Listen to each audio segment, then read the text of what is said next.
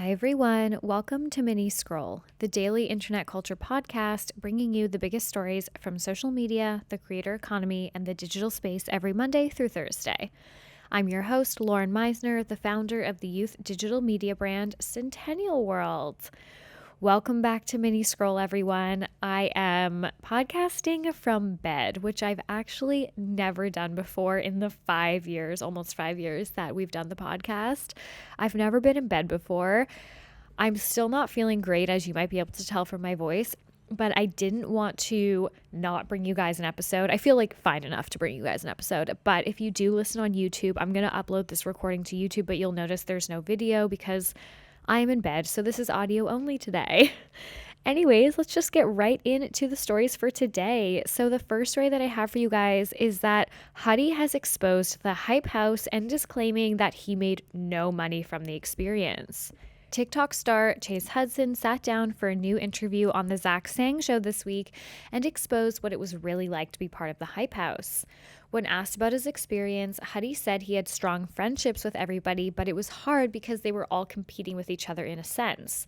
He also said that when he needed them to support his music, they weren't there for him. Zach then said he feels like none of them are relevant anymore, which was so savage. Zach was actually being like so savage about these people. I feel like when Zach interviews influencers or people that, he can kind of like chat with in a more casual sense, like, he always interviews like really big celebrities, not always, but like a lot of the time.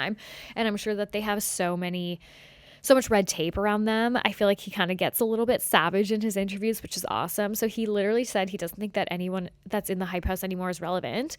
And he said that it looked like a giant scam, to which Huddy said he made $0 from the Hype House. He claimed that he made no money from any of the group brand deals, like their Target sponsorship and any of the merch sales, despite the fact that all of them had like their own discount code that they were pushing. He also said he made no money from their AdSense, like none of that was split. Zach also didn't have great things to say about Hype House founder and manager Thomas Petru.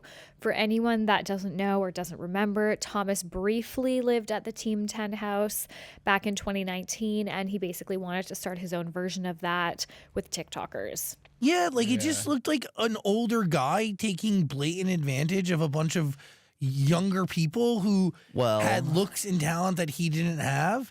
So I feel like this is tea. I mean, I know that Alex Warren came out last year and said that he made no money from the Hype House, but I think it's crazy to think about how quickly the Hype House exploded and then absolutely fell apart.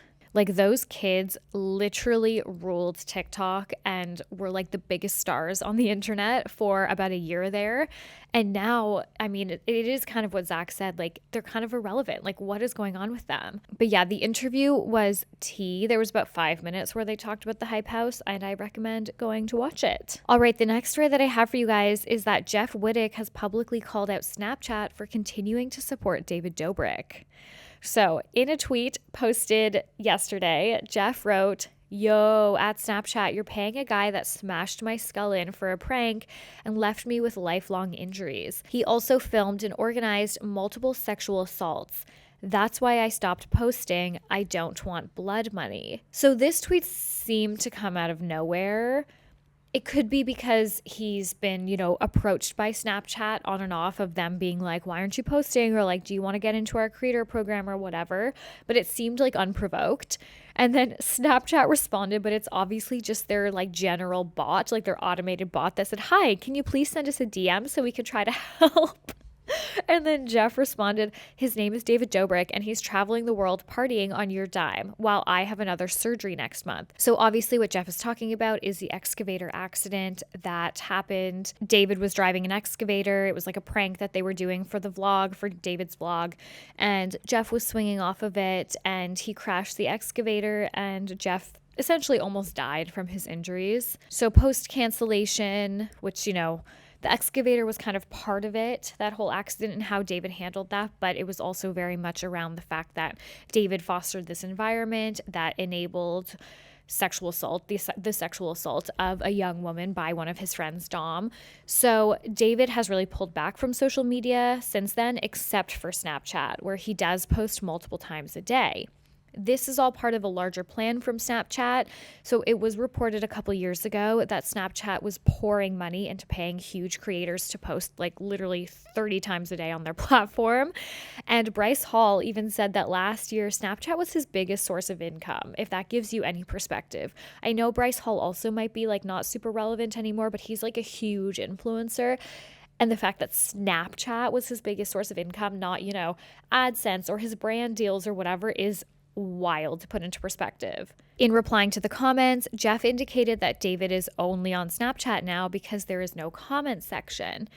And I mean, that's not really that surprising. That's actually a huge reason why people like Snapchat, is because it isn't really like social media. Like, it's more about like connecting with your friends, and that's why young people love it, right? It's like you don't open it to a news feed where you can just end up like scrolling mindlessly for hours. You open it to your face. It's all about sending your friends photos and videos and messages, and there isn't a comment section, as this user said, so it's a much more positive place. However, Jeff did get some backlash for tweeting all of this. Lots of people are saying that he's just looking for clout and he needs to let it go at this point. I mean, I don't think he's necessarily looking for clout. I understand he just has a lot of like pent up anger, and I would too, like so much resentment, I'm sure, towards David and like what happened to him, and he's just kind of dealing with it. But I do agree, like we've heard his side, his perspective for a long time now, and he's publicly out here kind of talking about it constantly. So I understand for some people it might feel like he's riding this out and like really milking it, but I'm going to choose to believe that like it's just a very difficult thing to process. Like, his best friend put him in such extreme harm's way for his best friend's vlog, like for content that David was going to make money from, and he didn't really seem to care that he almost killed Jeff.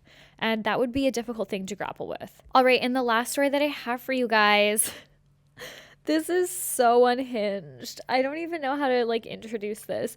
So this is like a meme heavy week for sure. The latest meme to come out of TikTok, the latest viral video, I should say, to come out of TikTok is one big ass wheat, or as it's known by its acronym now, OBAW.